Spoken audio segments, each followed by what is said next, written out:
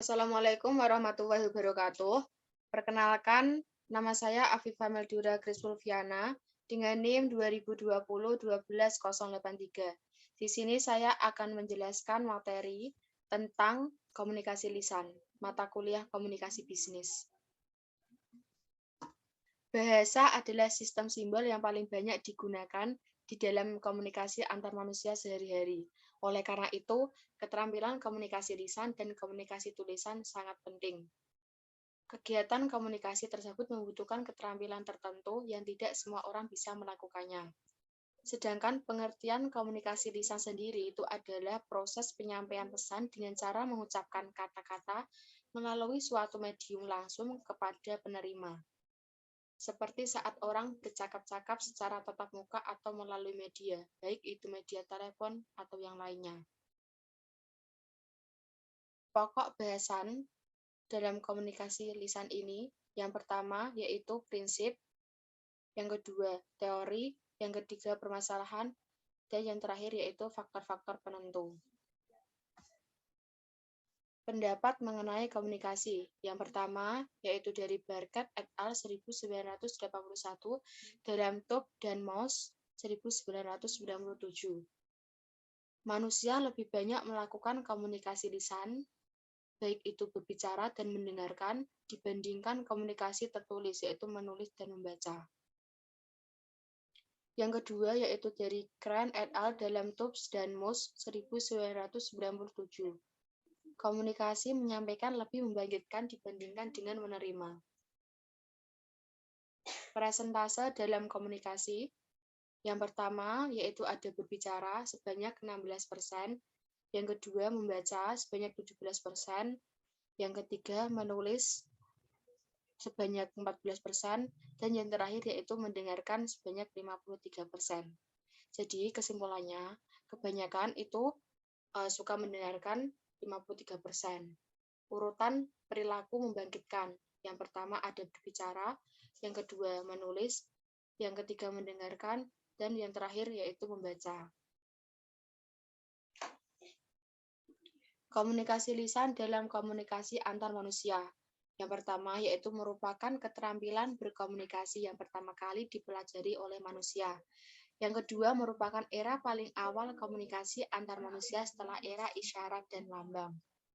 Yang ketiga yaitu sangat berperan dalam kehidupan manusia sejak masa tradisi retorika di Yunani hingga masa pemanfaatan bagi kampanye politik, baik itu era Hitler, Mussolini, dan sebagai berikut.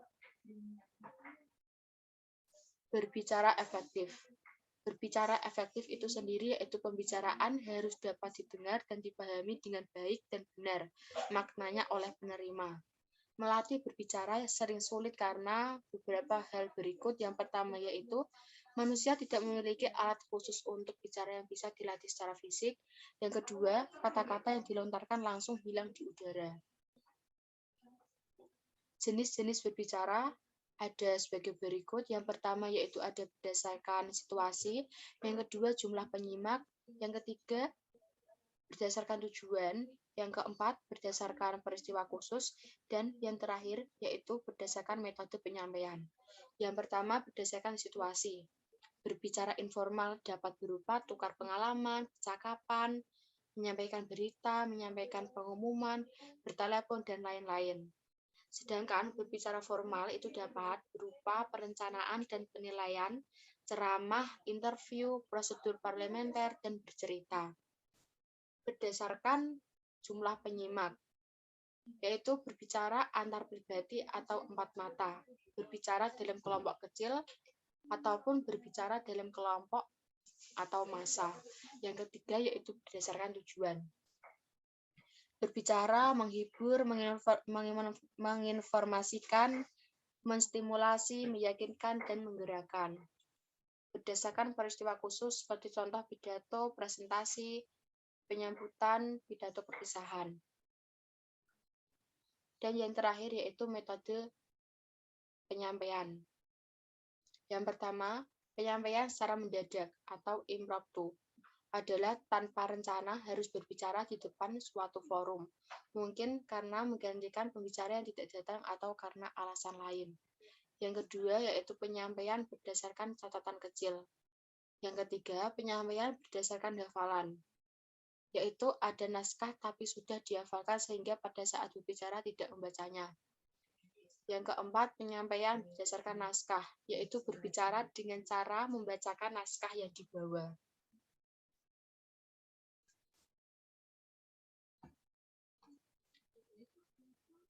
Mengembangkan keterampilan. Berbicara memerlukan keterampilan khusus, perlu latihan terutama dalam hal yang pertama, mengkode materi ke dalam kata-kata lisan. Yang kedua, menyampaikannya dengan benar dan sesuai. Yang ketiga, mengembangkan empati terhadap pendengar. Berikut merupakan teknik-teknik berbicara efektif. Yang pertama ada bahasa. Seperti efektif, tata bahasa benar, kosakata. Yang kedua ada suasana pembicaraan. Membangun keakraban sesuai tujuan, sesuai lingkungan. Yang ketiga ada cara atau gaya bahasa, seperti pengucapan, penampilan, dan gerak-gerik. Yang keempat, penampilan berbicara seperti postur tubuh, pakaian, dan perhiasan, ataupun gerak-gerik. Yang kelima yaitu hubungan dengan pendengar, seperti mengenal, melibatkan, tidak mendominasi, ataupun menghargai. Yang terakhir yaitu ada materi, jelas, sesuai, dikenal, minat, dan terasosiasikan. Mendengarkan. Mendengarkan melibatkan empat unsur menurut Tubbs dan Moss 1997. Yang pertama, yaitu mendengar, penerimaan rangsangan pendengaran atau aural stimuli. Yang kedua, yaitu perhatian, yang merupakan memperhatikan rangsangan tertentu, mengabaikan rangsangan lainnya. Yang ketiga, yaitu memahami, yaitu pemberian makna pada yang didengar. Yang keempat, mengingat.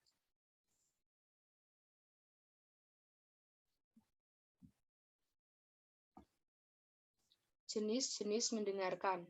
Menurut Tubbs dan Moss 1997 ada 4, yaitu yang pertama, mendengarkan yang menyenangkan atau pleasurable listening, yaitu ketika bercakap-cakap, bercanda, mendengarkan hiburan di radio, dan nonton TV. Yang kedua, mendengarkan secara diskriminatif, yaitu fokus mencari informasi-informasi tertentu, misalnya saat kuliah.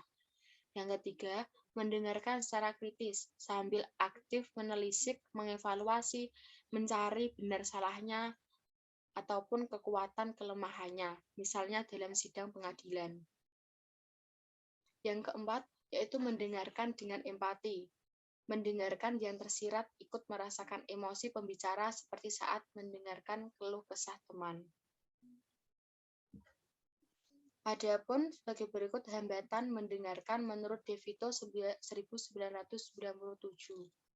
Ada 6. Yang pertama, sibuk dengan diri sendiri, yaitu sibuk hal lain yang tidak berhubungan atau memainkan rambut, menggambar, atau sebagai berikut.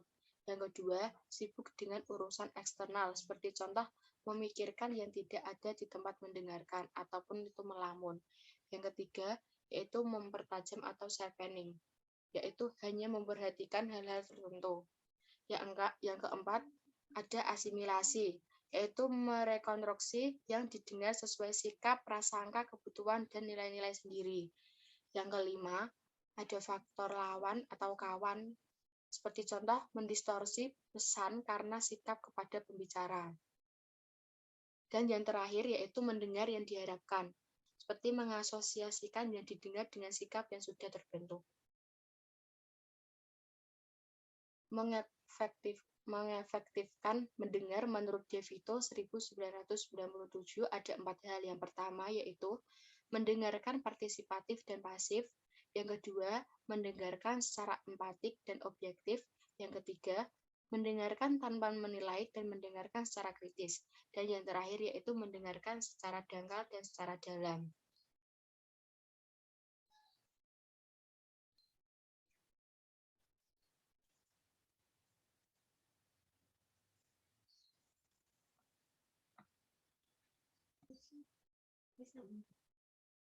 Sekian penjelasan dari saya. Jika ada salah kata, mohon dimaafkan. Sekian dan terima kasih. Wassalamualaikum warahmatullahi wabarakatuh.